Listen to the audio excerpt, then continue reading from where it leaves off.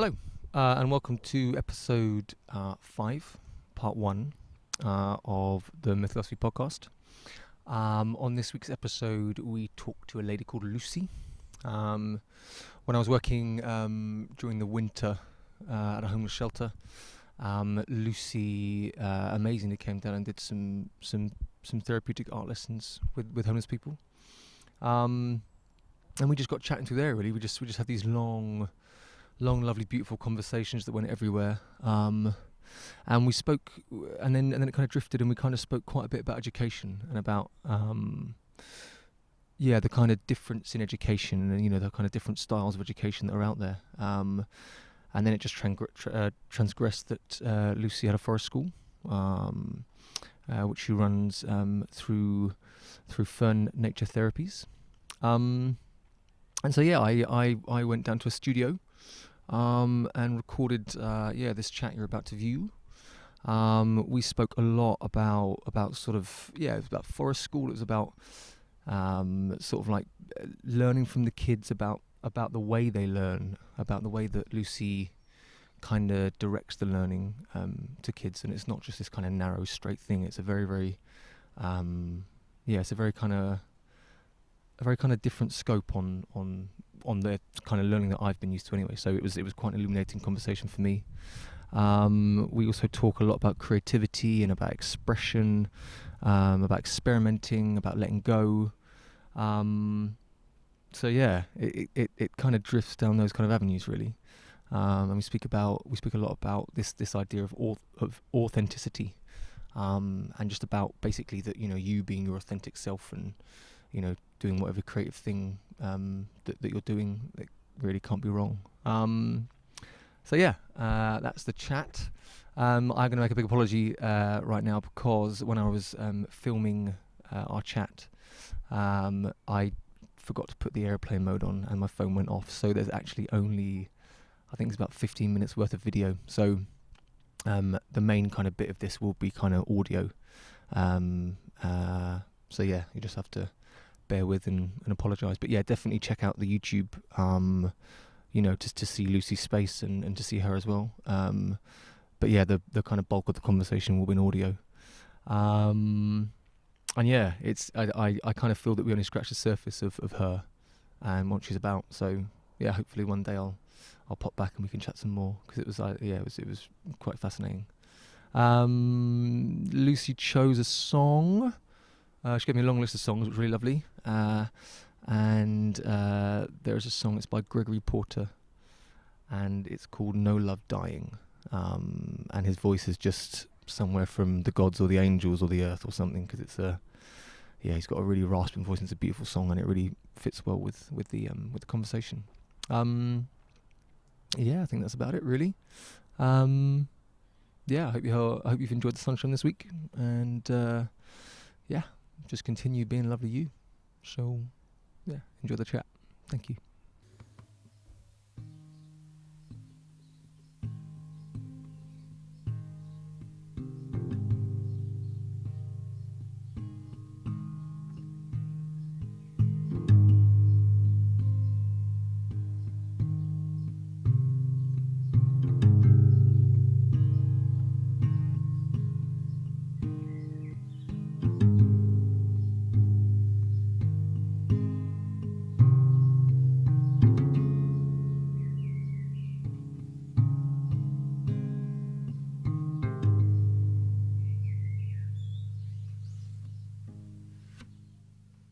Someone looks up, does that mean that they're lying?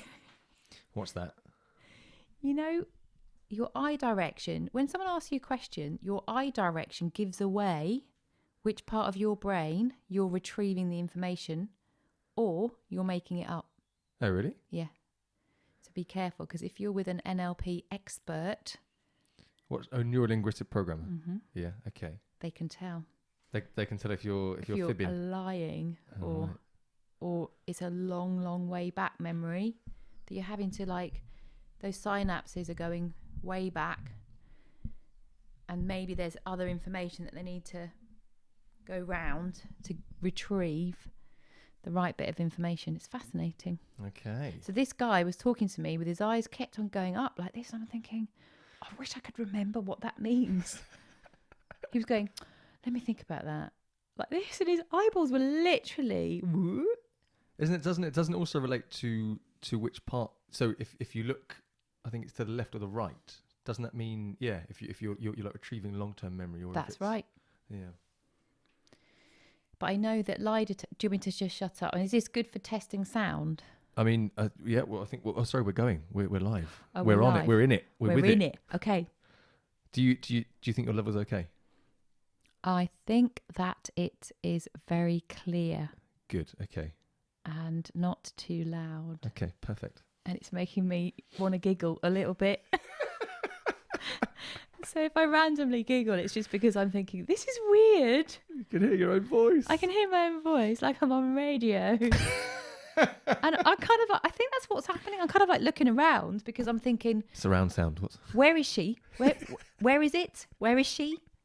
That's what my brain feels a little bit like, not used to this. We were in Australia in a camper van, D and I, and we met this guy on the side of the road, and he was like talking to us for a long while, but he kept like doing that, and then he'd come back and be like, sorry, I've literally just got my hearing aids and I can hear everything, and it's bloody weird.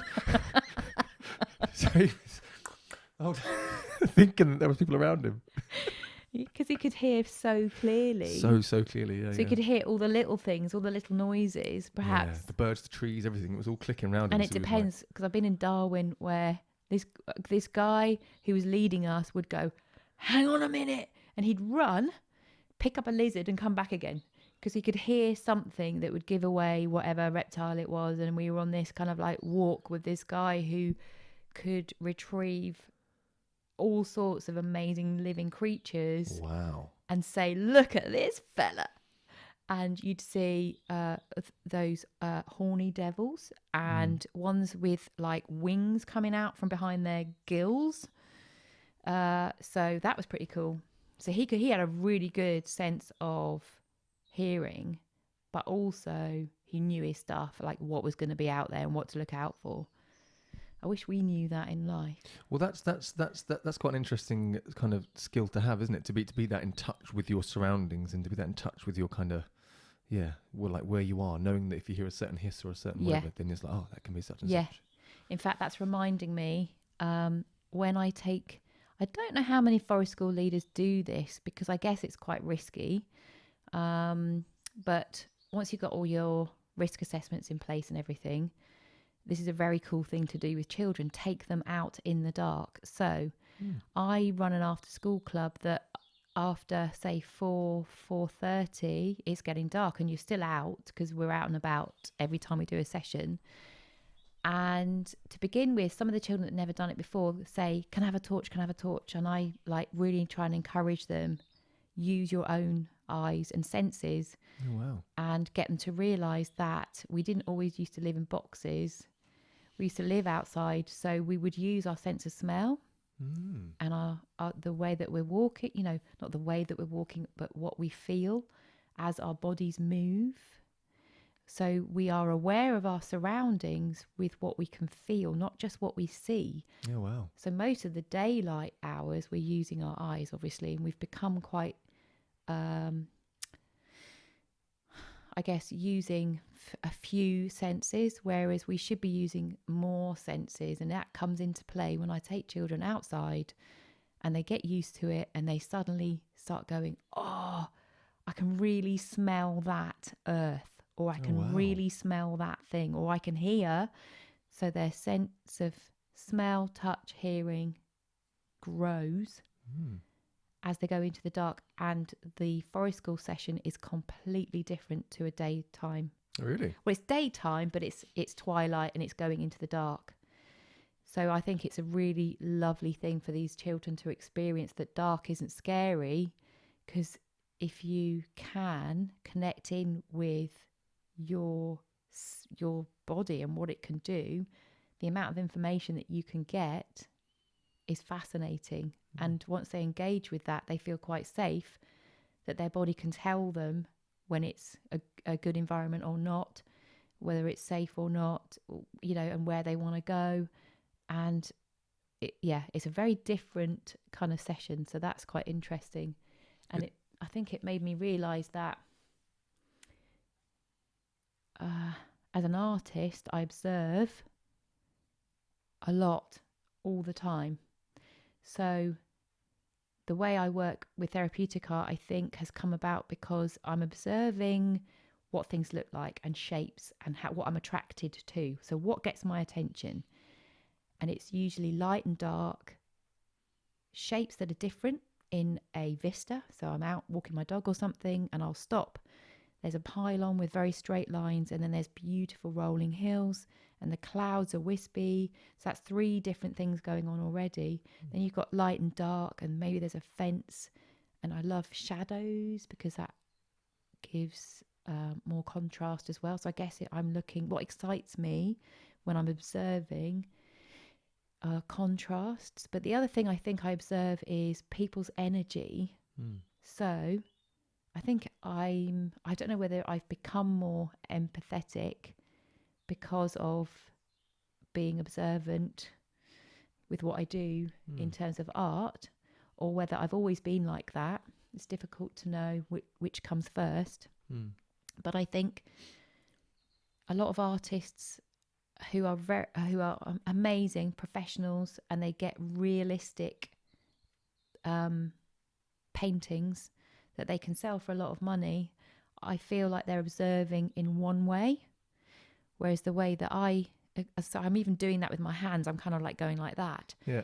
But when I'm working or observing myself and how I take in the world, it's much more like that, because it's observing things that I see with my eyes, but then I think I'm using all my senses, and perhaps senses that we don't have names for, to understand how is that person, how are they sitting in the world, what perhaps could I direct them towards that would be good for them. Do you think that by doing that bit you were talking about with the kids in the darkness, with like enhancing the senses, do you think that's also helped? Because because that's something that I think it could be a really vital thing, because a lot of people are sort of scared of the dark, but to kind of dress it up in that way of like, oh no, actually we're kind of going back to our sort of ancestors and what they were used to, and you're using senses that you're not, just using sight that is enhanced. Do you reckon that's helped you? Or I don't know. Is that?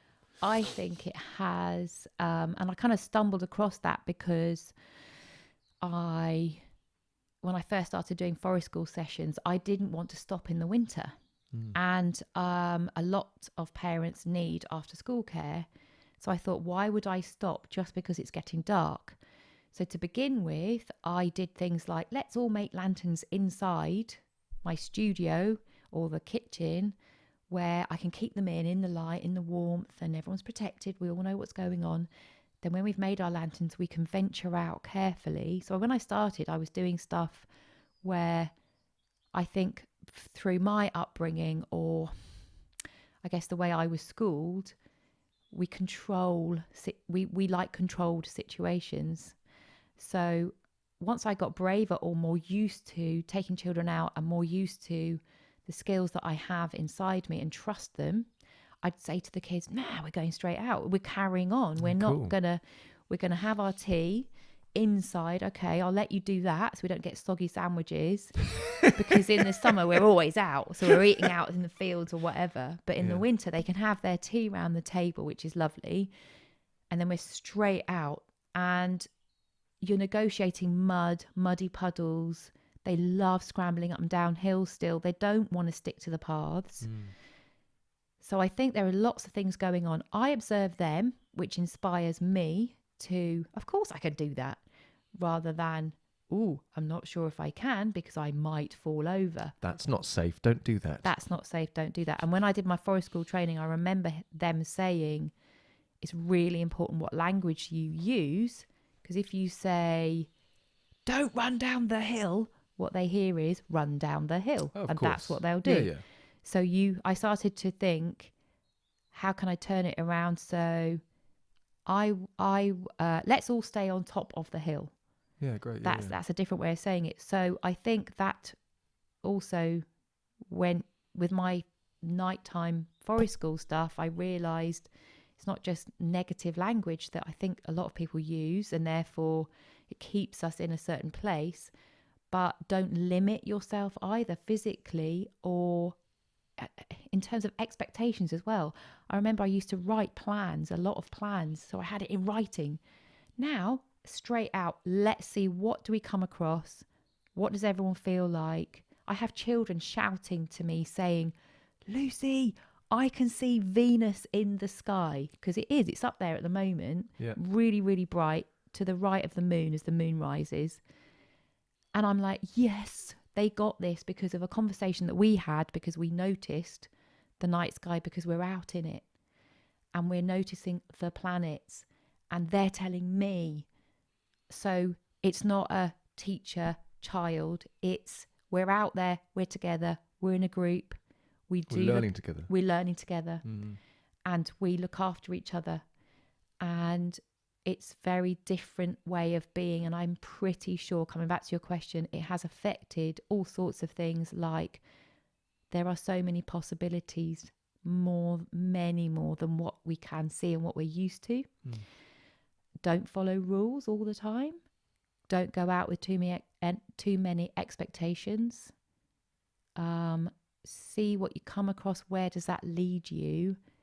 And all the magic of that. And every time you go out, it could be the same piece of woods that you're going into.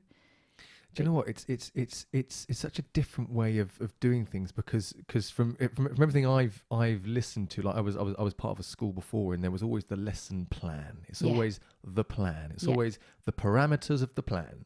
And what you've just described there is we're going to let the plan unfold. We're going to go with the flow. We're going to let it just see where it takes us. Which is a gorgeous way of And I think, I believe you have to live a certain amount of life to allow that non-judgmental of yourself. No, it's okay. I've got this. It's a self-worth thing. It's a confidence thing. I can lead these people and it'll be fine. It'll be good. I guess it's experience as well, because I've done it a few times. But the more I do it, the more I realise if I can do that in life in general, I have a much happier experience of life. So if I take out the control of, in the art room, let's draw like this. We are going to create this apple so it really looks like an apple that you can pick up and chew, rather than let's see what we all do, because it's going to be different and we're going to take in information differently. We're all feeling different. We have a different map of life that we've lived that will affect us going forward in our experience. But much more than that, all the stuff that we can't see, the subconscious, that is going to affect how we create. And if you think about it, or I guess not think about it, if you pick up a piece of charcoal and just allow your arm to move and not think about it, what's coming out is all this creativity that we have no idea what is going to come. So it's a freedom. It's freeing up your inner being. And it's connecting with yourself in a much deeper way than this surface life that we live most of the time. So I remember hearing once, our subconscious is 80,000 times more powerful than our conscious mind. I don't know if I got that right, but what it made me allow was, okay, I'm just going to do this and see what happens. When I do that, what comes out of me creatively feels right when I then look at it, because it's authentic. I like that. It's not preordained. It's not like thought about. It's just the genuine. This is what's come out of me. And how can that possibly be wrong? Yeah, right. It can only be what is. So you can really simplify your creativity, the way you approach art. And really, it's affected my whole life. How I am a parent with my children. I allow them their space, their questions, because they have. Has it always been that way for you? No. No. No. When did the shift happen? Well, I think it happened. Well, funnily enough, I've not really thought about the whole nighttime forest school thing and where that fits with these changes. But probably as I got more confident as a forest school practitioner, I was also experimenting more with my own art. So I don't know, probably they went hand in hand. So each thing was allowing more experimentation in those work fields. And so probably 5 years ago. And that then has allowed for a feeling of, oh my goodness, this feels good.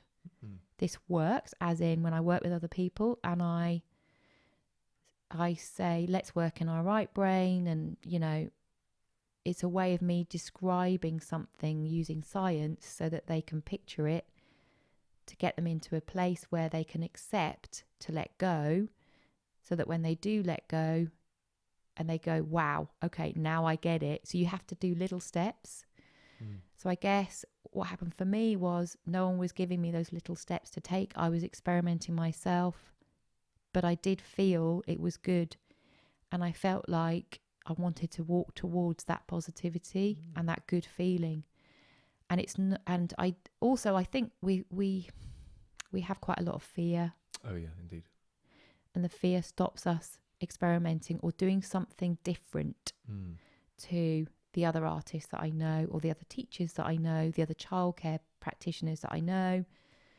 It does also come down to a enhancing of like a self-confidence and like a self-worth and a belief, and because when you're sort of trapped in fear, all those other things like self-confidence, self-worth, they're just kind of suppressed, and it's I suppose I'm not sure in which would come first, the finding confidence or just the letting go with your creative side, and then from there, that I don't know. What do you think? I think working with children, I realised that they have no fears. So, young children, we're talking about young primary school age children.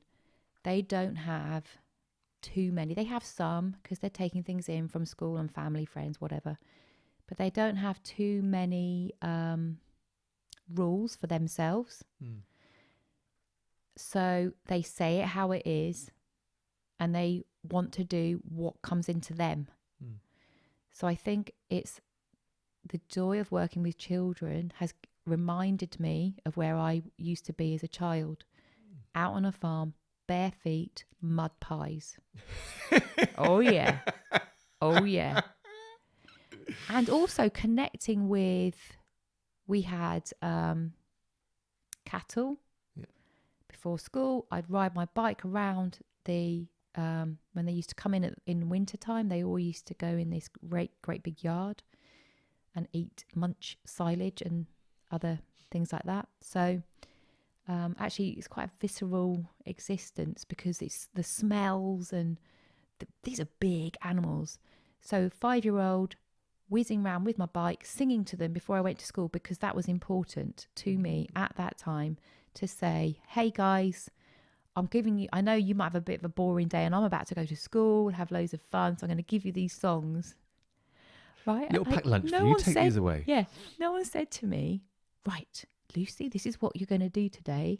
Luckily, came from a big family, lived on a farm, door was open, so I could explore and do what I wanted to do in my own way, more or less. So if I take myself back to those days where I'm deciding, because it's coming into me, I'd really like to go and see how many worms I can dig up right now, or whatever it is.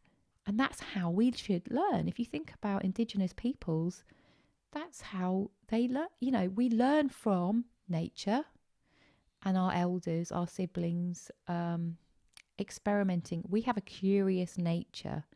And I think fear and judgment and shame from other people, perhaps because they're feeling their own shame, blah, blah, blah. You know, it gets bigger and bigger and bigger. When you pick it all apart, it's like a patchwork of, oh my goodness, all these, so many things affect how we are in our world and perceive our world. But if you simplify, peel all of that stuff back and simplify things, we are our own universe. We create our own universe. So let's get back to the times where we were curious. Because whenever I'm true to what comes into me and I'm authentic, and I'm, of course, we've got to have boundaries, you know, be kind and all of those things. Look after yourself, nourish yourself, all of that stuff. I find that things have worked out for me, and I've taken risks. As a single mum with 3 children, I have big responsibilities. So when I wing it and think, I don't know if this art thing is going to work and it's going to pay, if I invite people into my art studio and say, let's all work in our right brains and let's all see what comes out. But it has worked. So there's something that is perhaps holding me. As long as I stick to the things that come into me from wherever, all the ideas and the curiosity, and if I stick to that and stay away from the fear, because that's quite cold and lonely and debilitating. This is what I have learned in my life.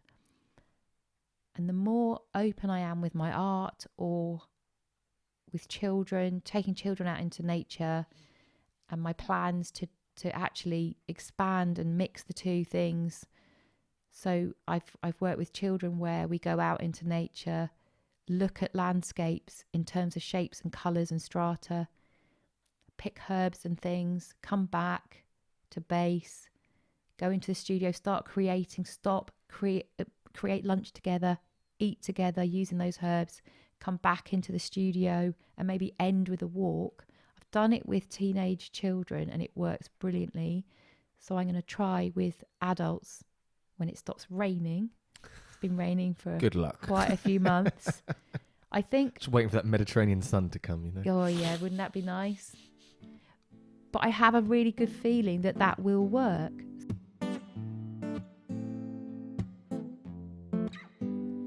I think the sun's on my side today. I got a lease of life, I feel okay. Need to call around, get them all out, jump in the car and get on our way. Cause there's love and the strength in numbers. They can try but they're never gonna run us down.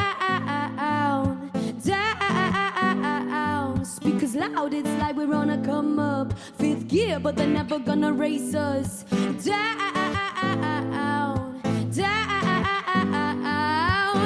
I'm alive on a high, blue skies, there's nothing better. Hands up, we're on a ride, hold tight, we're laughing together. Ooh, we light it up and ooh, we can't be stopped and oh, can't hear us coming. Oh, we take off and keep it running.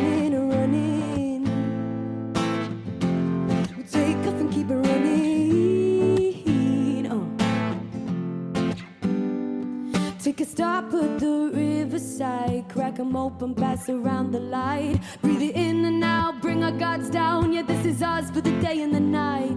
Cause there's love and the strength in numbers. They can try but they're never gonna run us down.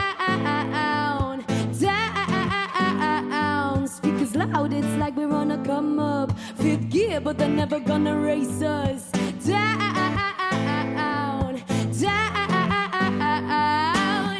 I'm alive on a high, blue skies, there's nothing better. Hands up, we're on a ride, hold tight, we're laughing together. Ooh, we light it up and ooh,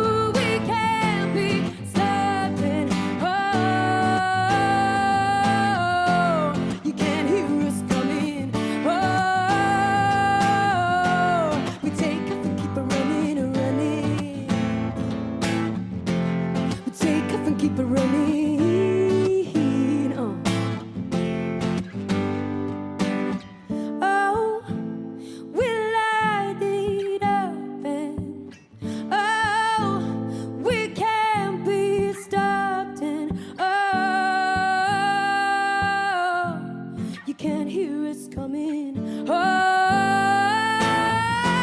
we take off and keep it